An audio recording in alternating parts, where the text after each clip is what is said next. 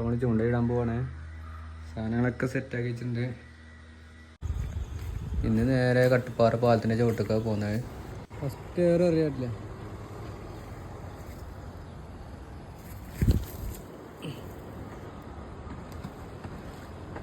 പണി കളിപ്പരും മഴ.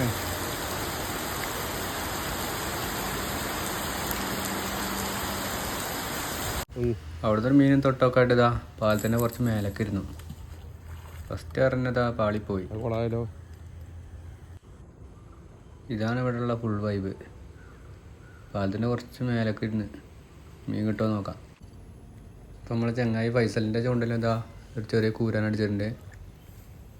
അപ്പോൾ അതിനെ കയറ്റിയിട്ടാണ്.